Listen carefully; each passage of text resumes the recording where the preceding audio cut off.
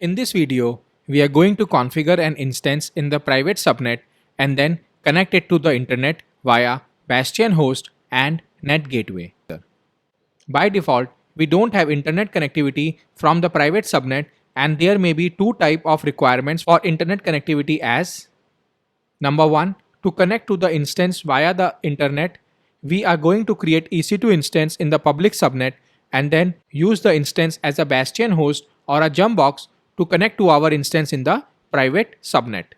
Number 2, our instance in the private subnet should be able to initiate the outbound connection to the internet for certain activities like software updates. We have two options to configure as a NAT device, either creating a NAT EC2 instance in the public subnet or use AWS managed services NAT gateway, which is much more scalable, resilient, and highly available. This is how the overall architecture looks like, where we have a Bastion host and a NAT gateway in the public subnet and the application tier in the private subnet. For fault tolerance, the same architecture should be repeated in the multiple availability zones.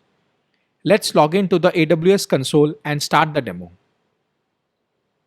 To start the demo, we have to create a custom VPC with two subnets, a public subnet and a private subnet. So we are going to search for VPC, click on it, click on your VPC.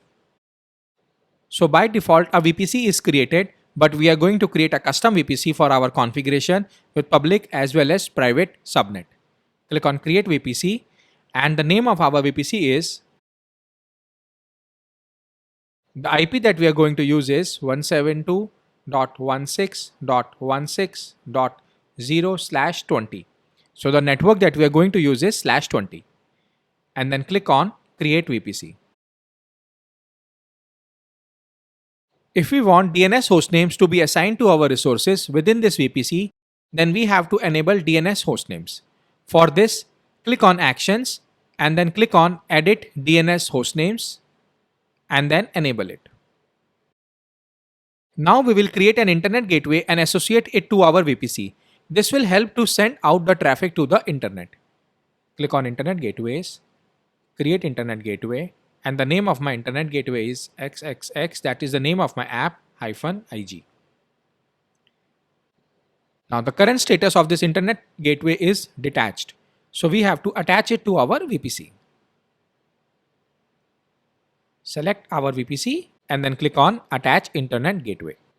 So once Internet Gateway is attached to our VPC, now we can send traffic out to the internet from our VPC. Now we have to create subnets.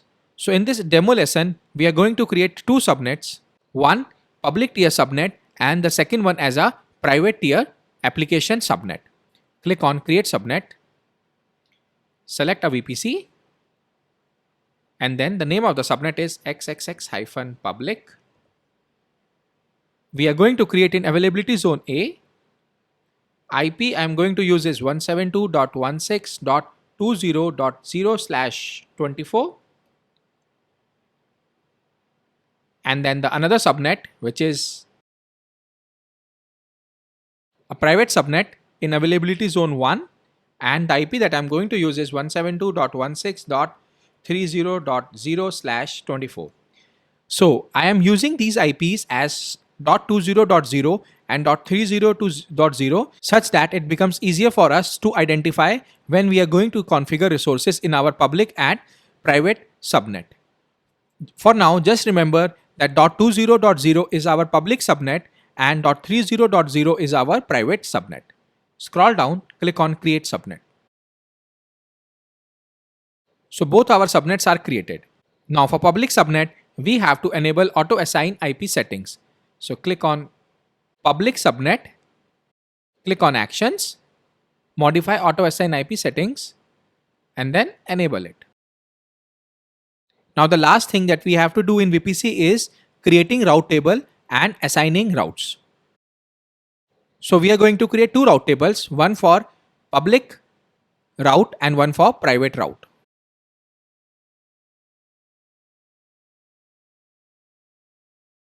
So this is my public route table.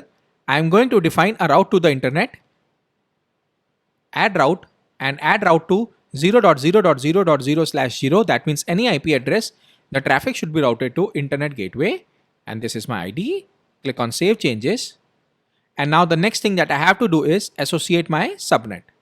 Click on edit subnet association and then select your public subnet. Click on save association. So the configuration for my public route table is complete. Now I'm going to create a private route table.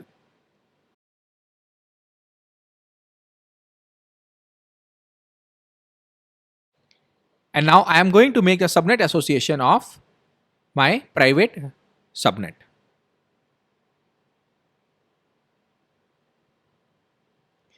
Right now we have not defined any additional route. So this is a private subnet which only has a local connectivity. Now we will go to EC2 and we will create our first instance in the public subnet. Search for EC2 service. At this moment, I do not have any instance. So click on instances. Now before proceeding further, if you like the content of this video, please like the video and press the subscribe button. Enable all notifications as it will notify you whenever I am adding new content on this channel.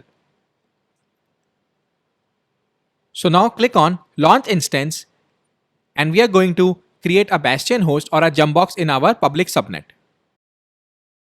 The first thing that we have to do is select an AMI. So we are going to choose a free tier AMI for Linux 2. Choose a free tier eligible instance type and then click on next configuration. So in this, we are not going to configure it in the default VPC and we are going to choose our VPC, a custom VPC, and then we are going to create it in a public subnet. If you see, the auto assign public IP setting is enabled because while creating the subnet, we have enabled it. Scroll down and click on next add storage. We will use the default storage of 8 GB. Click on next add tags. So we are going to add a name tag. And the value that we are going to use is public bastion. Just that it becomes easier for us to identify this instance. And now we are going to configure security groups. So I'm going to name it as SG public. And we have a SSH connection for port 22 and from any IP address. Click on review and launch. And then click on the launch button. Now I'm going to create a key pair because I do not have existing key pair. The name of the key pair is KP-XXX. I'm going to download this key pair and then click on launch instance. So let's go back to our instance. Now it will take some time for this instance to come up. In the meantime, let's go and create our main instance in the private subnet. So again, click on launch instances, select the same AMI, select the same free tier eligible T2 micro instance type, click on next configuration, and this time choose custom VPC and then choose the private subnet. If you see, we have not enabled auto assign public IP for our private subnet. So by default, it is coming at as disabled. Click on add storage. So we are going to use default storage and then click on add tag. I'm going to add a name tag and the name is private application. So it will help us remember that this instance is used for the application tier and is available in the private subnet. Click on configure security groups and then I'm going to name the security group as SG private. Click on review and launch, and I'm going to use the same key pair and I'm going to acknowledge the fact that I have this key pair with me. Click on launch instance. Let's go to the instance and I don't want to see only one instance. So I'm going to pause this video until both the instances are up and running and they have passed 2 by 2 on the status check. Now both my instances are up and running. It took approximately 4 minutes for them to pass the status check. So first I am going to select my public instance. And if you see, we have a public IP address as well as a public IPv4 DNS. Just to remind you that .20.x is my public subnet. Let's go back to the instances and click on the private instance. And if you see, we do not have a public IP associated with this. And the private subnet that is used over here is .30.x. Before proceeding further, let's discuss the importance of the key pair and how we can use it to connect to our instances in public as well as private tier. If you already know, we use key pair to connect to our instance. The private key is stored in our local machine or laptop, and public key is stored at the instance. The combination is used to encrypt and decrypt the connection and the content. So in our case, we can easily connect with the public instance or the Bastion host as public key is present there and private key is stored on our laptop. But when we have to connect from Bastion host to the private application tier instance, then we would need a private key pair to be available with the Bastion host. One of the way to connect to the private instance is that we store our private key pair in the Bastion host. But it is not a good practice, as number one, it is not safe, and number two, it is not scalable. The other method that is much more secure is using a SSH agent forwarding. So we are going to store the private key in the SSH agent in our local machine, and when private application tier will ask for the verification of the Bastion host using the private key, then this request will be forwarded to the SSH agent. So in the second case, private keys is present only at the local machine and is not stored in any instance. So let us move to the terminal and connect to our instances. The first thing we have to do is check whether the agent is running or not. For this, the command is, if we get a PID in response, that means the agent is running. And now we have to add the key pair to the SSH agent. For this, the command is,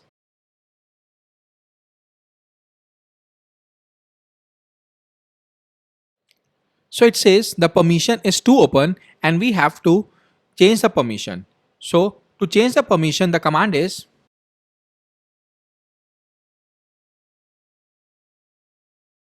and now let's run the same command again. So now our private key pair is added to the SSH agent. And now we are going to connect to our Bastion host or the Jumpbox. For this, we will need the IP address. Let's go back and get the public IP of the Bastion host.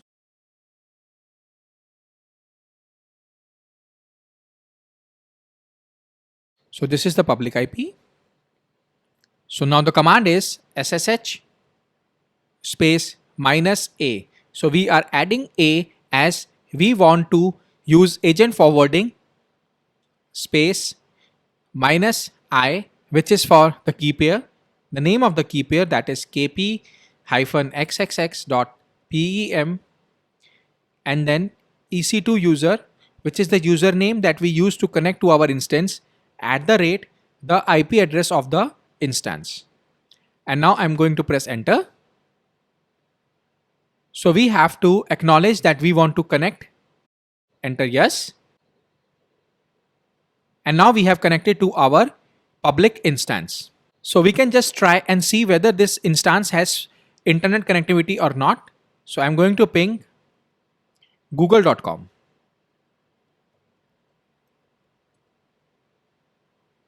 So we are getting a response. That means this instance has internet connectivity. Now I'm going to use this instance as a Bastion host or a Jumpbox, and from this instance I'm going to connect to my private instance. So again I have to get the IP address. This time, since we are connecting within the local network, so I'm going to use the private IP address of my instance in the application tier. Go back to instances, click on your private application tier, and then copy the private IP. And the command that I am going to use over here is, so we are not defining the PEM key or the key pair as we are using the agent forwarding. So again, we have to acknowledge that we want to continue the connection. And now we are connected to our private instance. If you see the IP over here, 172.16.20.x, that means this is my public subnet, whereas 172.16.30.x, that means this is my private subnet. Now let's check whether we have internet connectivity from this instance or not. So I'm going to use the same command as ping space www.google.com. So we are not going to get any response as we do not have internet connectivity from this instance. Now we are going to configure NAT gateway. So our instance in the private subnet will send the traffic to the NAT gateway in the public subnet, which will mask a public IP over the outbound packets and route it over the internet. The responses from the internet will be allowed, whereas new connections can't be initiated from the internet. For this, we have to go to VPC. So let's go back to our console. Now go to VPC. Click on NAT gateways and then create a NAT gateway. The name is going to be the name of my app -ng, and the subnet is our public subnet as NAT gateways are present in the public subnet. Allocate and static or elastic public IP. This IP will be masked to all outbound traffic from the private instance. So we are going to allocate it and then we are going to create NAT gateway. Let's go back to NAT gateways. So it will take some time to provision the NAT gateway. In the meantime, we can also see that one elastic IP is associated to our instance. So this is the elastic IP. Now we have to define the route for the private subnet to the NAT gateway. So click on route tables, click on private, and in routes, click on edit routes and then add route to the internet. And in this, I am going to select a NAT gateway and this is the ID of my NAT gateway. Click on save changes. And now the private subnet that we have has a route to the internet via the NAT gateway. Let's go back and check whether our NAT gateway is provisioned or not. So it is now available. Let's go back to the terminal to see whether we are able to ping google.com or not. So let's try it. So I'm going to clear the screen. Let's ping google.com again. And yes, we have internet connection from our private subnet, and the instances in our private application tier can connect to the internet for software updates or any other application specific requirements. This is the end of this video. And by now, you should be able to connect your instances in the private subnet to the internet via NAT gateways, as well as you can connect to those instances via a Bastion host or a Jumpbox. Thanks for watching my video.